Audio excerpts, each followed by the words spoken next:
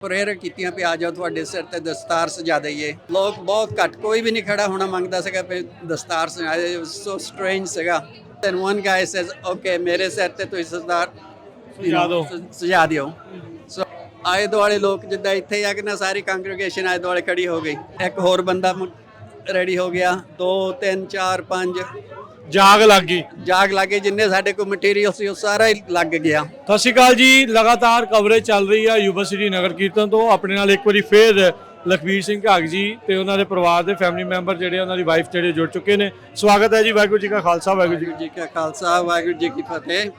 ਕੀ ਕਹਿਣਾ ਚਾਹੁੰਦੇ ਆ ਸੰਗਤਾਂ ਨੂੰ? ਹਾਂਜੀ, ਅਸੀਂ ਕਹਿਣਾ ਚਾਹੁੰਦੇ ਹਾਂ ਵੀ ਅੱਜ ਤੋਂ 8 ਸਾਲ ਪਹਿਲਾਂ ਅਸੀਂ ਪਰਿਵਾਰ 'ਚ ਬੈਠੇ ਆਈਡੀਆ ਕਰ ਰਹੇ ਸੀਗੇ ਵੀ ਵਾਲੰਟੀਅਰ ਕਿੱਦਾਂ ਕੀਤਾ ਜਾਵੇ ਨਗਰ ਕੀਰਤਨ ਤੇ ਜੀ।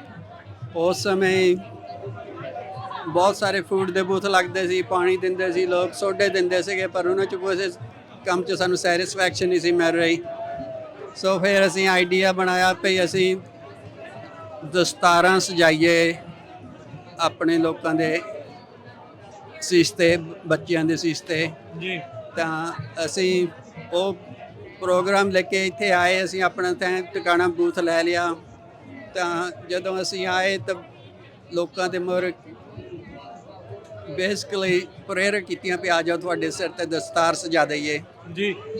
ਤਾਂ ਲੋਕ ਬਹੁਤ ਘੱਟ, ਕੋਈ ਵੀ ਨਹੀਂ ਖੜਾ ਹੋਣਾ ਮੰਗਦਾ ਸੀਗਾ ਵੀ ਦਸਤਾਰ ਸਜਾਏ। ਸੋ ਸਟ੍ਰੇਂਜ ਸੀਗਾ।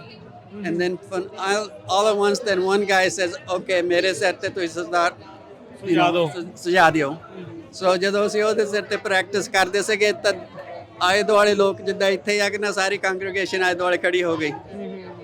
ਉਸ ਟਾਈਮ ਤੇ ਅਸੀਂ ਇੱਕ ਹੋਰ ਬੰਦਾ ਰੈਡੀ ਹੋ ਗਿਆ, 2 3 4 5 ਜਾਗ ਲੱਗ ਗਈ ਜਿੰਨੇ ਸਾਡੇ ਕੋਲ ਮਟੀਰੀਅਲ ਸੀ ਉਹ ਸਾਰਾ ਹੀ ਲੱਗ ਗਿਆ। ਵਾਹ ਜੀ ਵਾਹ। ਤਾਂ ਹਜੇ ਟਾਈਮ ਬਹੁਤ ਰਹਿੰਦਾ ਸੀਗਾ। ਸੋ ਅਸੀਂ ਉਹ ਪਿੱਛੇ ਜਾ ਕੇ ਆਪਣੇ ਇੱਥੇ ਨਾਲ ਹੀ ਲੱਗਿਆ ਹੁੰਦਾ ਬਾਜ਼ਾਰ ਕੇ ਨਾ, ਉੱਥੋਂ ਜਾ ਕੇ ਉਹਨਾਂ ਨੂੰ ਇੱਕ ਭਾਈ ਸਾਹਿਬ ਨੇ ਕਿਹਾ ਵੀ ਸਾਨੂੰ ਦਸਤਾਰਾਂ ਦਿਓ ਥੋੜ੍ਹੀਆਂ ਜਿਹੀਆਂ। ਤਾਂ ਉਹਨੂੰ ਦੱਸਿਆ ਵੀ ਇੱਦਾਂ ਇੱਦਾਂ ਸਾਡਾ ਕੰਮ ਚੱਲਦਾ ਆ। ਉਹ ਕਹਿੰਦਾ ਵੀ ਦਸਤਾਰਾਂ ਤੁਸੀਂ ਜਿੰਨੀਆਂ ਮਰਜ਼ੀ ਲੈ ਜਿਓ, ਮੈਨੂੰ ਜਦੋਂ ਤੁਹਾਡਾ ਸਾਰਾ ਕੰਮ ਹੋ ਗਿਆ ਅੱਜ ਮੈਨੂੰ ਬਾਅਦ 'ਚ ਆ ਕੇ ਪੈਸੇ ਦਿਓ, ਨਾਲ ਦੀ ਨਾਲ ਚੱਕੀ ਜਾਓ। ਸੋ ਉਹਦੇ ਨਾਲ ਫਿਰ ਅਸੀਂ ਪਰਮਾਤਮਾ ਦੀ ਕਿਰਪਾ ਦੇ ਨਾਲ ਅਸੀਂ ਪ੍ਰੈਕਟਿਸ ਕਰਦੇ ਰਹੇ। ਉਹ ਤੋਂ ਬਾਅਦ ਫਿਰ ਅਸੀਂ ਆਪਣੇ ਕਲੱਬ ਬਣਾ ਲਈ, ਸਰਬੱਤ ਖਾਲਸਾ ਦਸਤਾਰ ਕਲੱਬ ਜੀ। ਉਹ ਤੋਂ ਬਾਅਦ ਅਸੀਂ ਹਰੇਕ ਸਾਲ ਇੱਥੇ ਆ ਕੇ ਦਸਤਾਰਾਂ ਦਾ ਬੂਥ ਲਾਉਂਦੇ ਸੀ, ਲੋਕ ਸਾਨੂੰ ਫਾਰਵਰਡ ਕਰਦੇ ਸੀਗੇ। ਇਹ ਅੱਜ ਕੱਲ ਨੂੰ ਲੱਗਣਾ ਆ? ਅੱਜ ਵੀ ਲਾਇਆ ਸੀਗਾ, ਕੱਲ ਵੀ ਥੋੜਾ ਚਿਰ ਲਾਇਆ ਸੀਗਾ। ਠੀਕ ਹੈ। ਤਾਂ ਕੱਲ ਨੂੰ ਤਾਂ ਸਾਰੀ ਦਿਹਾੜੀ ਲਾਵਾਂਗੇ। ਫਲੋਰ ਦੇ ਉੱਪਰ ਬਿਠਾ ਕੇ ਬੱਚਿਆਂ ਨੂੰ ਉਹਨਾਂ ਦੇ ਦਸਤਾਰਾਂ ਸਜਾਵਾਂਗੇ। ਠੀਕ ਹੈ। ਤਾਂ ਉਹ ਤੋਂ ਬਾਅਦ ਫਿਰ ਅੱਜ ਤੋਂ 3 ਸਾਲ ਪਹਿਲਾਂ ਅਸੀਂ ਕਿਹਾ ਵੀ ਥੋੜੀ ਜਿਹੀ ਹੋਰ ਸਰਵਿਸ ਚਾਹੀਦੀ ਆ।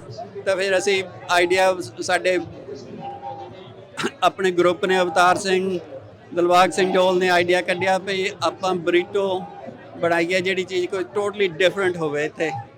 ਸੋ ਉਹਦੇ ਨਾਲ ਫਿਰ ਅਸੀਂ ਫਰੈਸ਼ ਵੈਜੀਟੇਬਲ ਸਾਰਾ ਕੁਝ ਕੁੱਕ ਕਰਕੇ ਇੱਥੇ ਲਿਆ ਕੇ ਕੁੱਕ ਕਰਕੇ ਤਾਂ ਅਸੀਂ ਬਰੀਟੋ ਬਣਾਏ। ਉਹ ਬਹੁਤ ਐਕਸੈਪਟ ਹੋਏ ਸਾਰਿਆਂ ਵੱਲੋਂ। ਸੋ ਐਤਕੀ ਸਾਡਾ 3 ਸਾਲ ਆ ਬਰੀਟੋ ਬਣਾਉਂਦੇ ਆਂਦਾ। ਵਾਹ ਜੀ ਵਾਹ। ਹਾਂ, ਬਹੁਤ ਵਧੀਆ। ਵਾਹਿਗੁਰੂ ਜੀ ਦਾ ਬਹੁਤ ਧੰਨਵਾਦ ਕਰਦੇ ਹਾਂ।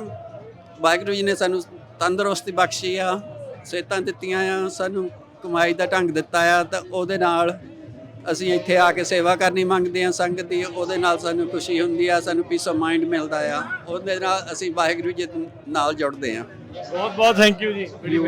ਥੈਂਕ ਯੂ ਜੀ। ਵਾਹਿਗੁਰੂ ਜੀ ਕਾ ਖਾਲਸਾ, ਵਾਹਿਗੁਰੂ